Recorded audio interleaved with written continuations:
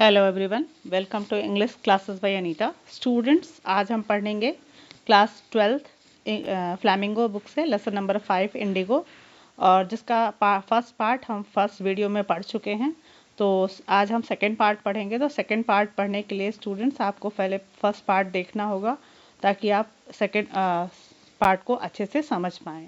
तो first part में हमने यहाँ तक पढ़ लिया था कि राजकुमार शुक्ला गांधी जी को लेकर चंपारण आता है, और फिर वहाँ पर गांधी जी वकील लॉयर्स से बात करने के बाद उनको ये लगता है कि मुझे मतलब ये सारे केस को, जो शेयर क्रॉपर्स के केस हैं, उनको कोर्ट में नहीं ले जाना चाहिए और उसको दूसरे तरीके से हैंडल करना चाहिए। उसके बाद से अब हम देखते हैं, जब यहाँ तक हमने पढ़ा था dreaded and unquestioned could be challenged by Indian. The official felt powerless. जब गांधी जी को देखकर वहाँ के चंपारण की सारी जनता इकट्ठी हो जाती है और उसके बाद से ब्रिटिश को उनको कंट्रोल करना मुश्किल होता है, तो गांधी जी उनको हेल्प करते हैं।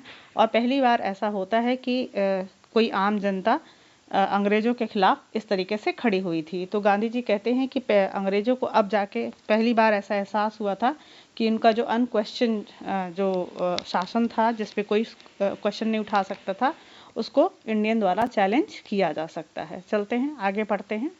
The government was baffled. अब जो जनता इकट्ठी हुई थी, भीड़ इकट्ठी हुई थी, गवर्नमेंट थोड़ी सी उसे बौखला जाती है। बैफल्ड मतलब बौखला जाना।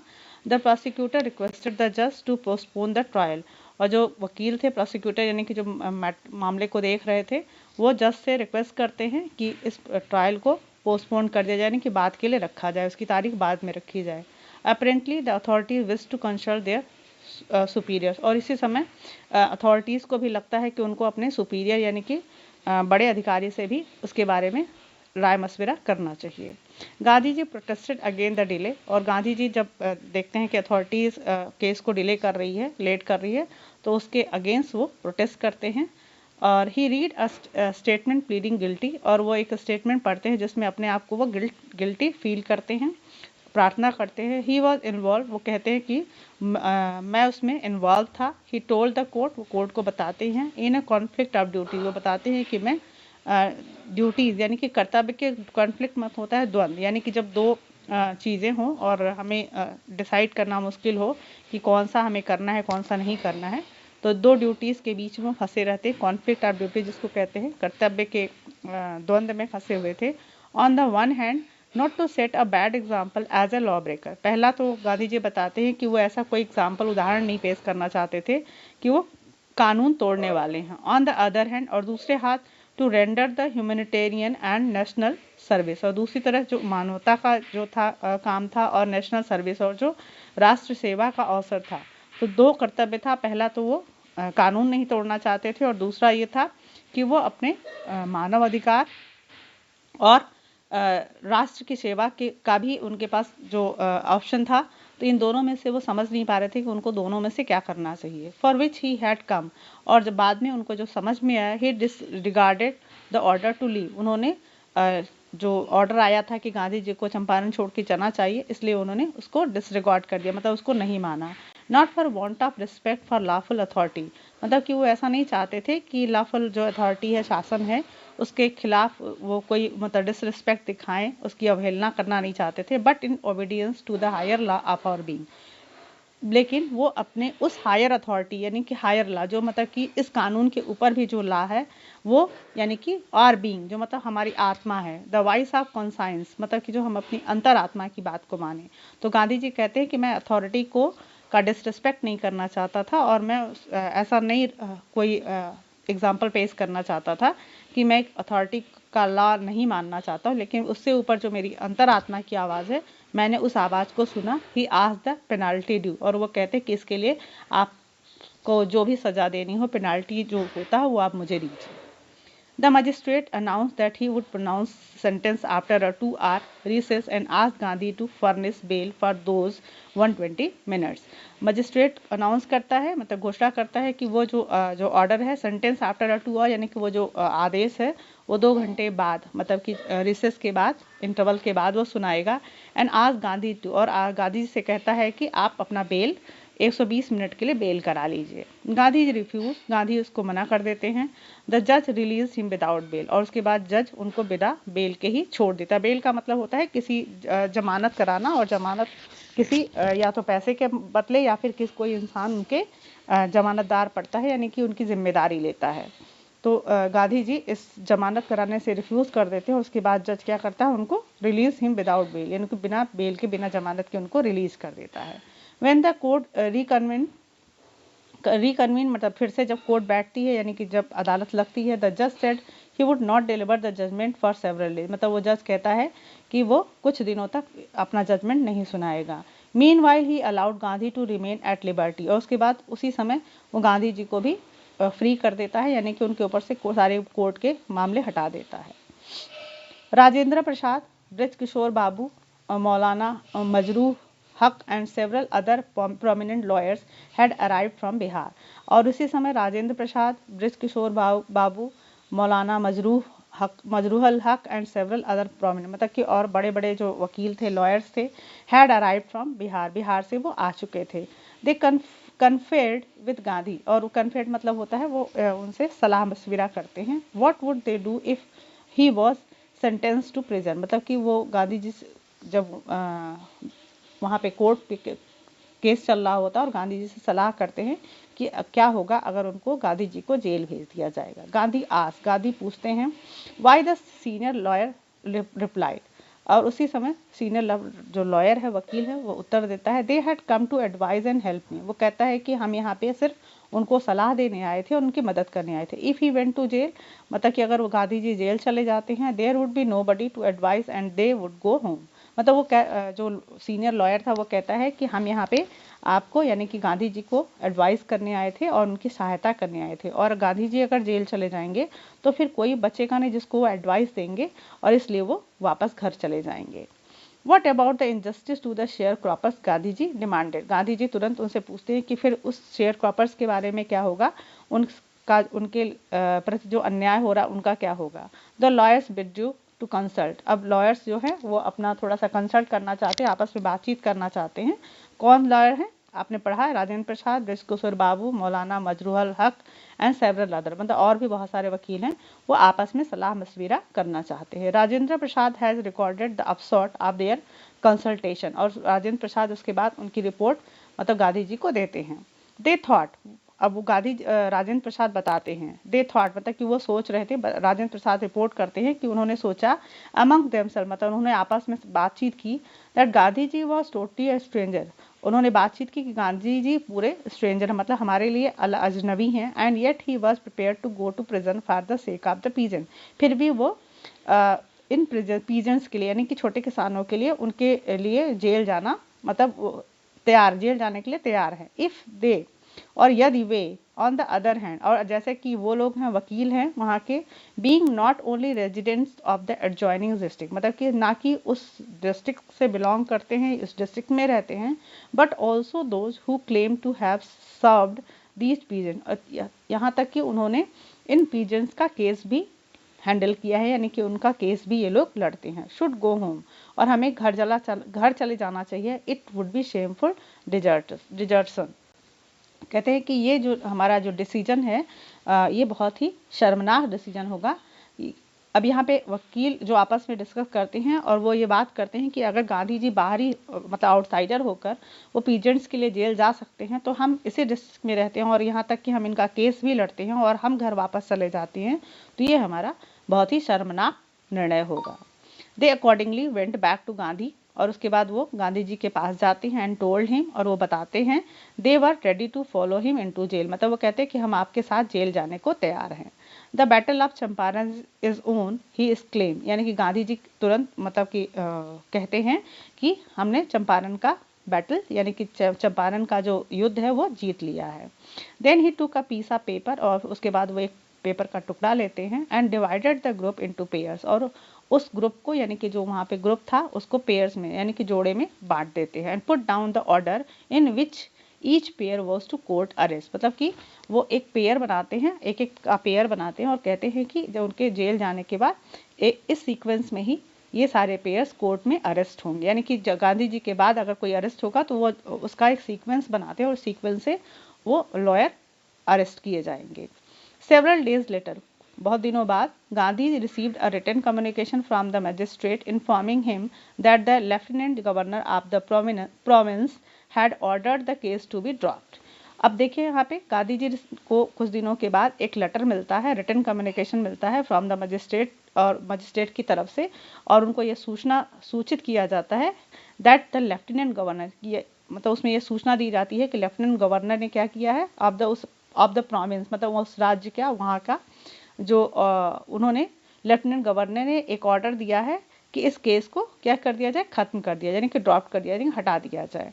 सिविल डिसओबीडियंस हैड ट्रिम्ड, और अब क्या हुआ था, इसके बाद जब ये केस को हटा लिया गया, यानी कि सरकार द्वारा वापस ले लिया गया, तो जो सिविल ओबीडियंस था, यानी कि असहयोग आंदोलन, सिविल डिसओबीडियंस का मतलब होता है असहयोग आंदोलन, हैड ट्रिम्ड, मतलब कि पहली बार ऐसा हुआ था कि जो असहयोग आंदोलन था वो जीत गया था। The first time in modern India, मतलब पहली बार इस मॉडर्न इंडिया में पहली बार ऐसा हुआ था कि डिसओबीडियंस जीत गया था। Gandhi and the lawyers now proceeded to conduct a far-flung inquiry into the grievances of the farmers. अब गांधी जी और उनके जो लॉयर्स थे, उनके साथ जो वकील थे, नाउ प्रोसीडेड मतलब आगे बढ़ते हैं, to conduct a far flung inquiry. Far flung का मतलब दूर दराज के इलाके में वो इंक्वायरी करना शुरू करते हैं, जांच पड़ताल करना शुरू करते हैं, into the grievances of the farmer, यानी कि किसानों के जो भी शिकायतें थी उनके बारे में वो उनकी इंक्वायरी स्टार्ट करते हैं। डिपोजिशन बाय अबाउट 10,000 पीजेंस, और उसके बाद से कम 10,000 किसानों का जो कंप्लेन था वो इकट्ठा किया जाता है, उनकी शिकायतें इकट्ठी की जाती है, वर रिटन डाउन, उनको लिखा गया, and notes made on other evidence, और इसके अलावा नोट्स बनाए गए, और उसके अलावा भी बहुत सारे साक्ष्य इकट्ठे किए गए। डॉक्यूमेंट्स वर कलेक्टेड, बहुत सारे कागज पत्र भी इकट्ठे किए गए। The whole area throbbed with the activity of the investigators and the vehement protest of the landlords. अब जो पूरा एरिया था, होल एरिया यानी कि पूरा जो चंपारण जिला का जो एरिया था वो थ्रॉप्ड मतलब कंपित हो जाना, with the activity of the investigator, मतलब कि ये जांच पड़ताल करने वालों की एक्टिविटी से, और द वेहमेंट ऑफ प्रोटेस्ट, और ऐसे आपने पहले सुना था ना कि ये लैंडलॉर्ड्स ने भी अपने ठग्स किराए पे लिए थे ताकि वो इस मामले को दबा सके। तो इन लैंडलॉर्ड्स ने भी अपने आप को बचाने के लिए बहुत सारे आदमियों को किराए पे लेकर इस प्रोटेस्ट उसको मतलब दबाने की कोशिश करते हैं। तो जो ये एक्टिविटी है और जो इन्वेस्टिगेटर्स की एक्टिविटी है, उससे पूरा जिला एकदम से भर जाता है। इन जून, अब जून में आते हैं, Gandhi was summoned to sir Edward Gait, Gandhi ji को सर एडवर्ड की तरफ से बुलावा आता है। द लेफ्टिनेंट गवर्नर, जिसका नाम है सर एडवर्ड गेट है, जिसका जो लेफ्टिनेंट गवर्नर है, उनकी तरफ से उनको सम्मान आता है। Before he went he met leading associates and again let details plan for civil disobedience if he should not return, मतलब कि वो वहाँ एडवर्ड गेट से मिलने से पहले वो क्या करते हैं कि एक एसोसिएशन, अपने एसोसिएट से, अपने जो सहायक लोग हैं उनसे एक प्लान करते हैं, and again late detail plan, और उसके बाद वो पूरा विस्तार से अपना प्लान बनाते हैं फॉर सिविल डिसओबीडियंस, मतलब किस तरीके से वो आगे का उनका असहयोग आंदोलन बढ़ाया जाएगा, if he should not return, मतलब कि अगर वो गांधी जी को वहाँ अरेस्ट कर लिया जाता है तो आगे की कार्रवाई कैसे बढ़ाई जाएगी। Gandhi had 4 protracted interviews with the lieutenant governor, who, as a result, appointed an official commission of inquiry into the indigo sharecroppers. अब गांधी जी के साथ, उनके साथ 4 चक्र में लेफ्टिनेंट गवर्नर के साथ उनकी बातचीत होती है। एज अ रिजल्ट, उसके परिणाम स्वरूप, अपॉइंटेड एन ऑफिशियल कमीशन, इसके बाद एक ऑफिशियल कमीशन गठित किया जाता है फॉर इंक्वायरी, मतलब जांच पड़ताल के लिए, into the Indigo share croppers, ताकि वो इंडिगो शेयर क्रॉपर्स के बारे में जो भी मैटर है उसके बारे में जांच पड़ताल की जा सके। सॉरी, शेयर क्रॉपर्स सिचुएशन, यानी कि मतलब उस गरीब किसानों या शेयर क्रॉपर्स की जो स्थिति है उसके बारे में जांच पड़ताल की जा सके। The commission consisted of landlord, अब इस कमीशन में कौन कौन शामिल थे, उसमें थे लैंडलॉर्ड्स, गवर्नमेंट ऑफिशियल यानी कि जो गवर्नमेंट के भी कुछ अधिकारी थे, and Gandhi ji as the sole representative of the peasants, और उसमें एक इकलौते गांधी जी थे जो कि सिर्फ किसानों का, मतलब एक इकलौते इंसान थे जो कि पीजेंट्स का प्रतिनिधित्व कर रहे थे। Gandhi remained in Champaran for an initial uninterrupted period of 7 months and then again for several shorter visits. Gandhi ji remain in Champaran, Gandhi ji मतलब पूरे कम से कम अनइंटरप्टेड मतलब कि पीरियड ऑफ 7 मंथ, मतलब 7 महीने तक उसमें लगातार रहते हैं, and then again for several shorter, उसके बाद वो छोटे छोटे मतलब कि विजिट करते हैं चंपारण में आकर. The visit undertaken casually on the entreaty of an unlettered peasants in the expectations that it would last a few days occupied almost a year of Gandhiji's life. अब ये जो द विजिट अंडरटेकन कैजुअली मतलब कि जो ये visit है undertaken casually मतलब कि इसको पहले ये लिखा गया था कि मतलब ऐसे ही गांधी जी यहाँ पे मिलने आए हैं. On the entreaty of an unlettered peasant मतलब कि एक ऐसे किसान के द्वारा जो पढ़ा लिखा नहीं था और उसने गांधी जी को यहाँ बुलाया था, और in the expectation that it last a few days मतलब कि गांधी जी उम्मीद कर रहे थे कुछ दिनों के लिए वो वहाँ जाएंगे और काम हो जाएगा, मतलब वो अपना काम कर लेंगे, विजिट कर लेंगे. Occupied almost a year of Gandhi ji's life मतलब इसने ये जो उनका विजिट था वो ऑलमोस्ट 1 साल गांधी जी का उसने ले लिया, यानी कि वो थोड़े दिनों के लिए आए थे और पूरे 1 साल वो चंपारण में रह गए थे. The official inquiry assembled a crushing mountain of evidence against the big planter. अब जो ऑफिशियल इंक्वायरी था यानी कि जो कमीशन गठित किया गया था उसने एक बहुत बड़ा क्रशिंग माउंटेन मतलब एक बड़ा साक्ष्य का एविडेंस मतलब साक्ष्य का एक बड़ा सा ढेर इकट्ठा कर लिया था, पहाड़ जैसा ढेर इकट्ठा कर लिया था अगेंस्ट द बिग प्लांटर्स मतलब कि ये जो लैंडलॉर्ड्स प्लांटर्स के खिलाफ उन्होंने बहुत सारे साक्ष्य इकट्ठे कर लिए थे. एंड व्हेन दे सा दिस दे एग्री, जब उन्होंने प्लांटर्स ने बिग प्लांटर्स ने या लैंडलॉर्ड्स ने ये सारे साक्ष्य देखे तब वो सहमत हो जाते हैं इन प्रिंसिपल यानी कि सैद्धांतिक रूप से. क्या? To make refund to the peasants मतलब कि वो तुरंत सैद्धांतिक रूप से तैयार हो जाते हैं कि वो पीजेंट्स का किसानों का कुछ रिफंड कर देंगे, मतलब to make refund to the peasant मतलब किसानों को वो रिफंड करेंगे, पैसा रिफंड करेंगे, क्या करेंगे वो अब आगे देखते हैं. But how much must we pay, वो पूछते हैं कि हमें कितना किसानों को पे करना होगा. दे आस्क गांधी जी, वो गांधी जी से पूछते हैं. They thought he would demand repayment in full of the money which they had illegally and deceitfully extorted from the sharecroppers. अब वो सोचते हैं कि गांधी जी ही वुड यानी कि गांधी जी डिमांड करेंगे रीपेमेंट मतलब दोबारा भुगतान करने का इन फुल ऑफ द मनी यानी कि पूरा का पूरा पैसा जो कि उन्होंने दे हैड इलीगली जिसको कि अवैधानिक तरीके से एंड धोखेधड़ी से डिसीटफुली मतलब धोखेधड़ी से उन्होंने किसानों से शेयर क्रॉपर से ठगा है या लिया हुआ है. ही आस्क्ड ओनली 50%, वो कहते हैं सिर्फ आप हमें 50% दीजिए. देयर ही सीम्ड एडमेंट और उस पे वो सहमत हो जाएंगे मतलब उसके लिए एक सहमति पत्र बनाया जाएगा. Rights reverend J Z Hodge जो there he seemed adamant writes reverend J Z Hodge मतलब ये वहाँ के एक ऐसे लेखक हैं जो बताते हैं कि a British missionary in Champaran who observe the entire episode eight close range मतलब कि वो ये जो जे जेड होज हैं वो एक ब्रिटिश मिशनरी में काम करते हैं चंपारण में और वो उस सारे मैटर को एंटायर एपिसोड यानी कि जो भी जो चंपारण का एपिसोड था यानी कि जो मैटर चल रहा था शेयर क्रॉपर्स और लैंडलॉर्ड्स के बीच में वो उसको बड़े क्लोज रेंज से यानी कि बहुत ही नज़दीक से इस मैटर को वो देख रहे थे. Thinking probably that he would not give way मतलब कि वो सोच रहे थे कि गांधी जी कोई रास्ता नहीं देंगे. The representative of the planters offered to refund the extent of 25%. अब वहाँ पे वो बताते हैं कि जो रिप्रेजेंटेटिव ऑफ प्लांटर्स यानी कि जो लैंडलॉर्ड्स के जो प्रतिनिधि थे वो ऑफर करते हैं कि 25% अमाउंट उनको जो किसानों को वापस किया जाएगा.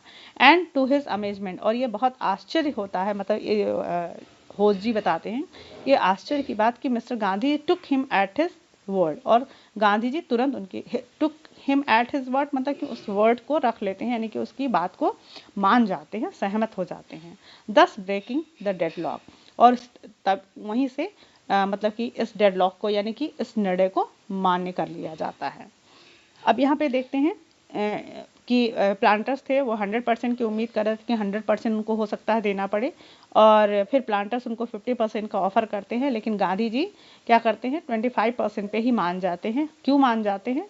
This settlement was adopted unanimously by the commission और ये जो क्योंकि 25% पे गांधी जी मान जाते हैं तो कमीशन को भी कोई प्रॉब्लम नहीं होती है और वो तुरंत इस एनिमसली मतलब होता है बिना क्वेश्चन के इस सहमति को मान लिया जाता है। गांधी एक्सप्लेन, और गांधी जी इसके बारे में बताते हैं that he the amount of the refund was less important. अब वो कहते हैं कि जो अमाउंट है यानी कि 25% जो किसानों को वापस करना था, लैंडलॉर्ड्स को किसानों को वापस करना था, तो ये बहुत इंपॉर्टेंट नहीं रखता है कि 25% ही उनको दिया जा रहा है। That the fact that landlords had been obliged to surrender part of the money and with it part of their prestige। अब यहाँ पे गांधी जी कहते हैं कि पैसा उन्होंने 25% पे इसलिए सहमति बना दी क्योंकि जो पैसा है 25% वो बहुत ज़्यादा इम्पॉर्टेंट नहीं है। इम्पॉर्टेंट ये है कि जो लैंडलॉर्ड्स है वो ऑब्लाइज यानी कि बाध्य किए गए to surrender part of the money, कुछ उनका जो अपने पैसे का जो हिस्सा है वो बाध्य किए गए कि वो अपना पैसा सरेंडर करें एंड विथ इट, और इसके साथ ही पार्ट ऑफ देयर प्रेस्टीज, उसके साथ ही उन्होंने अपना कुछ प्रेस्टीज यानी कि जो उनका इस समय जो प्रेस्टीज था, रिस्पेक्ट था, वो उन्होंने अपनी जो मतलब प्रतिष्ठा थी उसको भी उन्होंने अपना कुछ दांव पे लगाया, यानी कि उनकी प्रतिष्ठा भी कुछ कम हुई। Therefore, as far as the peasants were concerned, और यहाँ जहाँ तक किसानों की बात है, the planters had behaved as lords above the law, और जो प्लांटर्स थे उन्होंने हमेशा क्या करते थे, वो इन किसानों से ऐसे बिहेव करते थे कि जैसे कि वो लॉर्ड मतलब कि भगवान से भी वो ऊपर है। मतलब कि ये जो लैंडलॉर्ड्स थे वो किसानों से ऐसा बिहेव करते थे जैसे कि वो भगवान से भी ऊपर है या लॉ से भी ऊपर है, कानून से भी ऊपर है। तो अब 25% सरेंडर करने के बाद और अपनी प्रेस्टीज सरेंडर करने के बाद इस समय किसानों का थोड़ा हौसला बढ़ा था। नाउ द पीजेंट्स सा that he had rights and defenders, मतलब अब किसानों को ये महसूस होने लगा था कि उनका अधिकार भी है और उनको बचाने वाला भी है। ही लर्न करेज, अब वो साहस सीख गए थे, मतलब कि अब अपने किसी भी अन्याय के प्रति लड़ना सीख गए थे। Event justified Gandhi ji position, और ये जो घटना थी गांधी जी की स्थिति को जस्टिफाई करती है, यानी कि उसको बताती है कि गांधी जी कितने वहाँ पे अच्छी पोजीशन रखते थे। Within a few years the British planters abandoned their state, और कुछ सालों के बाद ब्रिटिश जो प्लांटर्स थे एबेंडॉन्ड देयर स्टेट, मतलब कि वो अपना राज्य छोड़कर वहाँ से चले गए। विच रिवर्टेड टू द पीजेंट्स, और जो भी खेत लैंड्स था वो पीजेंट्स के पास वापस आ गया। इंडिगो शेयर क्रॉपिंग डिसअपियर, और जो नील की खेती थी वो वहाँ से गायब हो चुकी थी।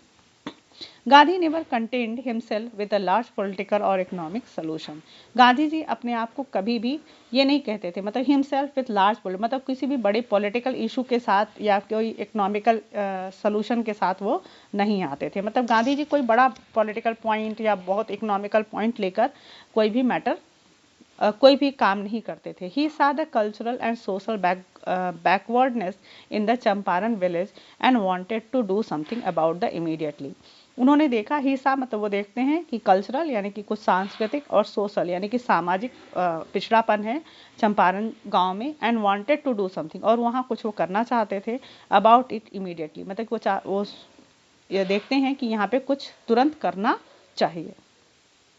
ही अपील फॉर टीचर्स, और वो कुछ टीचर से अपील करते हैं। महादेव देसाई एंड नरहरि पारिक, और जो महादेव देसाई हैं और Narhari Parikh, two young men who had just join Gandhi ji as disciples, और वो ये दो लोग गांधी जी से के अपील पे ये लोग गांधी जी को ज्वाइन करते हैं उनके शिष्य के रूप में। एंड देयर वाइफ्स, और उनकी पत्नियां भी आती हैं। वॉलंटियर्ड फॉर द वर्क, मतलब कि टीचिंग के लिए टीचर्स को वो अपील करते हैं कि वहाँ कुछ टीचर्स आएँ और वो पढ़ाएं।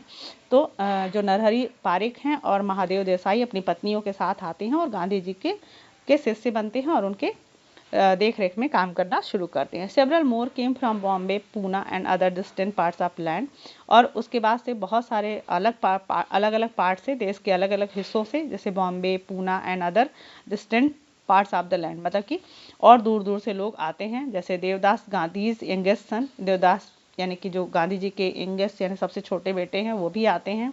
अराइव फ्रॉम द आश्रम and so did Mrs Gandhi, और उसके बाद मिसेस गांधी भी आती हैं आश्रम से। Primary schools were open in 6 village, और प्राथमिक विद्यालय 6 गांवों में खोले जाते हैं। कस्तूरबाई टॉट द आश्रम rules on the personal cleanliness and community sanitation, और उसके बाद से कस्तूरबाई जो हैं आश्रम के रूल्स और पर्सनल हाइजीन की चीज़ें मतलब क्लीननेस की चीज़ें बताती हैं, और कम्युनिटी सैनिटेशन यानी कि जो सामाजिक जो सामुदायिक साफ सफाई की बातें हैं वो सिखाती हैं। यानी कि कस्तूरबाई क्या करती हैं, आश्रम के रूल्स सिखाती हैं, साफ सफाई सिखाती हैं, और सामुदायिक सैनिटेशन यानी कि साफ सफाई की चीज़ें उनको सिखाती हैं। Health conditions were miserable, Gandhi got a doctor to volunteer his service for 6 month. अब गांधी जी देखिए छोटे छोटे काम कर रहे हैं, वो बहुत बड़ा पॉलिटिकल इशू लेकर नहीं चल रहे हैं। तो देखते हैं कि हेल्थ कंडीशन भी वहाँ पे बहुत ही दयनीय है। Gandhi got a doctor to volunteer, मतलब वॉलंटियर यानी मैंने बताया था ना कि सेल्फ सर्विस जो देते हैं, तो एक ऐसा डॉक्टर भी उनको गांधी जी को मिल जाता है। फिर सर्विस फॉर 6 मंथ, वो 6 महीने के लिए तैयार हो जाता है कि वो अपनी सर्विस एज ए वॉलंटियर देगा। 3 मेडिसिन वॉज अवेलेबल, उस समय 3 दवाएं मौजूद होती हैं, castor oil, quinine and sulphur ointment. मतलब ये 3 दवाएं ही उस डॉक्टर के पास मौजूद रहती हैं, एक castor oil, quinine and sulphur ointment. Anybody who showed a coated tongue was given a dose of castor oil, यानी कि किसी को जीभ में या टंग में कोई प्रॉब्लम होती है तो उसको कैस्टर ऑयल दिया जाता है। Anybody with malaria fever receive quinine pulse castor oil, और अगर किसी को मलेरिया हो जाता है तो उसको क्विनाइन और कैस्टर ऑयल दिया जाता है। एनीबडी विथ स्किन इरप्शन, यानी स्किन की कोई प्रॉब्लम होती है तो received ointment plus castor oil, उसको ऑइंटमेंट और कैस्टर ऑयल दिया जाता है। Gandhi noticed the filthy state of women's cloth, Gandhi ji notice करते हैं कि जो फ्लिथी मतलब होता है बहुत बुरा, मिजरेबल, जो वुमेन्स के कपड़े हैं वो बहुत ही गंदे और मिजरेबल दयनीय स्थिति में हैं। ही आस्क्ड कस्तूरबाई, और वो कस्तूरबाई से कहते हैं to talk to them about it, मतलब कि वो कहते हैं कि इन औरतों से उनके कपड़ों के बारे में बात करो। वन वुमन टुक कस्तूरबाई इनटू हर हट एंड सेड, एक औरत उनको कस्तूरबाई को अपने झोपड़ी में ले जाती है और कहती है look there is no box, कहती कि यहाँ देखिए कोई बॉक्स नहीं है, और कपबोर्ड कोई अलमारी नहीं है, हियर फॉर क्लॉथ मतलब हमारे कपड़े रखने के लिए हमारे पास ना बॉक्स है ना ही कोई अलमारी है। The sari I am wearing is the only one I have, और कहती कि जो मैंने साड़ी पहन रखी वही एक इकलौती मेरे पास पहनने के लिए है। During his long stay in Champaran, Gandhi ji kept a long distance watch on the ashram. Gandhi ji जब चंपारण में रह रहे थे, मतलब लंबे समय तक रह गए थे, अभी हमने पढ़ा है कि करीब करीब वो 1 साल चंपारण में रहते हैं, तो उस समय Gandhi kept a long distance watch on the आश्रम, मतलब वहीं से वो अपने आश्रम की भी देखभाल करते रहते हैं, वॉच करते मतलब उसकी निगरानी कर रहे होते हैं।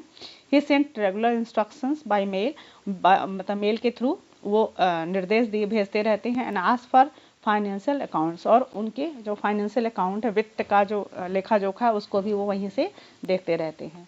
Once he rode to the residents, और एक बार तो वो वहाँ जो रहने वाले आश्रम में रहने वाले लोगों को लिखते हैं that it was time to fill in the old latrine trenches and dig new ones, otherwise the old ones would begin to smell bad।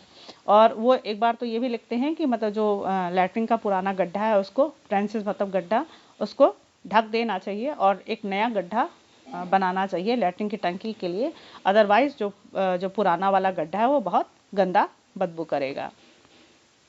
The Champaran episode was a turning point in Gandhi ji life, और जो ये Champaran episode है गांधी जी के लिए बहुत ही turning point रहा, मतलब उनके जीवन का एक बड़ा पॉइंट, नया मोड़ साबित हुआ।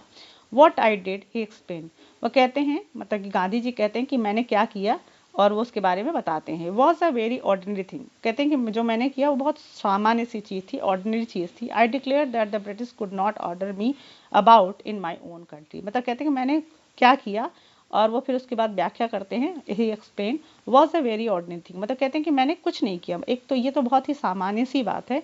आई डिक्लेयर्ड, मैंने घोषणा की, दैट द ब्रिटिश मतलब कि जो ये ब्रिटिश हैं, कुड नॉट ऑर्डर मतलब हमें वो ऑर्डर नहीं दे सकते हैं, me about in my own country मतलब हमारे ही देश में हमें ये ऑर्डर नहीं दे सकते हैं। But Champaran did not begin as an act of defiance, but Champaran did not begin as an act of defiance. It grew out of an attempt to alleviate the distress of large numbers of poor peasants. But Champaran did not begin as an act of defence, मतलब कि ये जो गांधी जी का जो चंपारण का जो activity था वो कोई ऐसा नहीं था कि उन्होंने उसको बचाव या फिर कुछ ऐसा एक्ट किया। It grew out of an attempt, मतलब कि ये उनका जो अटेम्प्ट था, उनके कार्य करने का जो तरीका था, to elevate the distress of large number of poor peoples, मतलब कि उन्होंने कुछ ऐसा किया जिससे कि बहुत से बड़ी संख्या में किसान, जो गरीब किसान थे, उनके जीवन से जो प्रॉब्लम्स थी उनको उन्होंने हटाया। This was the typical Gandhi ji pattern, मतलब कि ये गांधी जी का टिपिकल पैटर्न था, यानी कि उनका एक अलग तरीके का मेथड था कि उन्होंने पुअर जो पीजेंट्स थे उनकी पर्सनल लाइफ, सोशल लाइफ और इकोनॉमिकल लाइफ को उन्होंने नज़दीक से देखा और उसका छोटे छोटे सोल्यूशन निकाले। His politics were intertwined with the practical day-to-day problems of the millions. His politics were intertwined, मतलब कि जो उनका जो पॉलिटिक्स था, उनका जो राजनीति था, वो किसके द्वारा मतलब उसमें क्या शामिल था, विद द प्रैक्टिकल, मतलब कि उनका जो पॉलिटिक्स का जो काम करने उनका राजनीतिक तरीका था या काम करने का जो तरीका था वो किससे गुथा हुआ था, वो था प्रैक्टिकल, मतलब कि वो day by day to day life की प्रॉब्लम्स को देखते हुए जो प्रैक्टिकल लाइफ में जो होता है उसको लेकर वो उस अपना काम करते हैं। डे टू डे प्रॉब्लम्स, वो डे टू डे यानी कि रोज़मर्रा की जो समस्याएं हैं ऑफ द मिलियंस, यानी कि लाखों लोगों की जो रोज़मर्रा की समस्याओं को लेकर चलते हैं, ना कि वो एक बड़ा पॉलिटिकल इशू लेकर चलते हैं। He was not a loyalty to abstraction, it was a loyalty to living human beings, मतलब कि एब्स्ट्रैक्शन मतलब होता है कि कोई आइडिया, बड़े विचार, तो वो किसी बड़े विचार को लेकर चलने वाले लोगों में से नहीं है। It was a loyalty to living, मतलब उनका जो उत्तरदायित्व है, जो उनका जो विचार है वो ये है कि वो लिविंग ह्यूमन बींग्स, मतलब कि उनका जो काम करने का तरीका है वो ह्यूमन, इंसानियत को देखते हुए काम करने का, यानी कि लिविंग बींग्स के लिए काम करने का तरीका है उनका। यानी कि हमने अभी यही देखा कि गांधी जी का जो काम करने का तरीका था कोई आइडिया या विचार को लेकर नहीं था, वो इंसान की जो डे टू डे प्रॉब्लम्स थी, यानी कि रोज़मर्रा की जो समस्याएं थी उसको लेकर वो छोटे छोटे काम किया करते थे ताकि उन ह्यूमन बींग्स को इससे राहत दिलाया जा सके। In everything Gandhi did moreover he tried to mould a new free India who could stand on his own feet and thus make India free. और इन सब के करने के बाद गांधी जी डिड, मतलब गांधी जी ने क्या किया, moreover he tried to mould, उन्होंने इसके अलावा भी उन्होंने मोल्ड यानी कि एक नया ढांचा तैयार करना शुरू किया जो कि न्यू फ्री इंडियन का हो, यानी कि जो मतलब ऐसे भारतीयों का जो फ्री हो, हु कुड स्टैंड, जो कि अपने पैरों पे खड़े हो सके, अपने पैरों पे, and thus make India free, और उसके बाद वो अपने देश को आज़ाद करा सकें। Early in the Champaran action, और इसके बाद जब चंपारण का जो एक्शन था उसके बाद Charles Freer Andrews the English pacifist who had become a devoted follower of the Mahatma, मतलब ये सारे एक्शन से, सारे क्रिया को देखने के बाद चार्ल्स फेरर एंड्रयूज जो है वो एक पैसिफिस्ट यानी कि शांति प्रिय थे, इंग्लिश पैसिफिस्ट थे, और वो महात्मा के फॉलोअर बन जाते हैं। Came to bid Gandhi ji farewell before going on a tour of duty to the Fiji island, मतलब कि उनको फिजी आइलैंड जाना था और वो गांधी जी से मिलने, अपना फेयरवेल, मतलब कि उनकी विदाई थी और गांधी जी से मिलने आते हैं। Gandhi जी's lawyer friends thought it would be a good idea for Andrews to stay in Champaran and help them, और जो गांधी जी के लॉयर थे और उनके जो दोस्त थे वो उनसे मतलब सोचते हैं कि कितना अच्छा होगा कि एंड्रयू वहाँ उनके साथ रुके और चंपारण में और उनके हेल्प करें। Andrew was willing if Gandhi ji agreed, Andrew भी तैयार थे अगर गांधी जी चाहते, मतलब अगर वो कहते हैं कि गांधी जी अगर सहमत होंगे तो वो चंपारण में रुक के वो इन लोगों की मदद करेंगे। But Gandhi ji was vehemently oppose, vehemently मतलब होता है बड़े जोर शोर से, मतलब पूरी तरीके से उसको मना कर देते हैं। ही सेड, वो कहते हैं, यानी कि गांधी जी कहते हैं, you think that in this unequal fight it would be helpful if we have an English man in on our side, मतलब कहते हैं कि क्या आपको लगता है कि ये जो अनइक्वल मतलब कि जो बराबरी का लड़ाई नहीं है, मतलब अंग्रेज और कहाँ हम, तो जो पावरफुल है अंग्रेज, तो इस एक अनइक्वल फाइट में क्या ये सही होगा कि एक ऐसा व्यक्ति जो इंग्लिश मैन है वो हमारे साइड में हो, मतलब कि इन उनके फ्रेंड्स को लगता है कि अगर कोई एक इंग्लिश मैन हमारे साइड होगा तो हम ज़्यादा ताकतवर हो जाएंगे। तो गांधी जी इसको बहुत ही ज़ोर शोर से अपोज करते हैं, मना कर देते हैं और कहते हैं कि ये अनइक्वल फाइट में ये अच्छा बिल्कुल भी हमारे लिए सहायक नहीं होगा। This shows the weakness of our heart, और ये हमारे दिल की या हमारे हृदय की कमज़ोरी को दिखाएगा, मतलब कि हमको अंग्रेजों को ये फील होगा कि हम कमज़ोर हैं। The cause is just and you must rely upon yourself to win the battle. अब वहाँ गांधी जी समझाते हैं कि आपको क्या करना होगा कि is just the cause is just and you must rely, मतलब कि आपको अपने ऊपर विश्वास करना होगा टू विन द बैटल, यानी कि युद्ध में विजय पाने के लिए अपने आप पे पर विश्वास करना होगा और युद्ध को जीतना होगा। You should not seek a prop in the miss Andrew because he happens to be an Englishman. मतलब कि गांधी जी कहते हैं कि तुम, प्रॉप मतलब होता है माध्यम, मतलब इस मिस्टर एंड्रयूज को हम एक प्रॉप की तरह यूज़ नहीं कर सकते क्योंकि वह एक इंग्लिशमैन है और हम उनको एक माध्यम की तरह यूज़ नहीं कर सकते अपनी लड़ाई में। He had read our minds correctly, Rajendra Prasad comments. Rajendra Prasad कहते हैं कि जो गांधी जी हैं वो हमारा दिमाग पहले से उन मतलब कि वो बहुत अच्छे से उन्होंने पढ़ लिया। And he had no reply, और and we had no reply मतलब यहाँ पे क्या कहने का मतलब, he had read our minds correctly, Rajendra Prasad comment. मतलब राजेंद्र प्रसाद कहते हैं कि गांधी जी हमारी बात को, मतलब हमारे जो अभी हमारे दिमाग में ये बात चल रही थी कि गांधी जी से हम बात करेंगे, तो गांधी जी इस बात को पहले ही पढ़ लेते हैं और वो हमें इस तरीके से जवाब देते हैं कि हमें किसी इंग्लिशमैन को एज अ प्रॉप यूज़ नहीं करना है और हमें अपने युद्ध में अपने आप पे विश्वास करके अपने युद्ध को लड़ना है। And we had no reply, और वो कहते हैं कि हमारे पास कोई उत्तर नहीं था।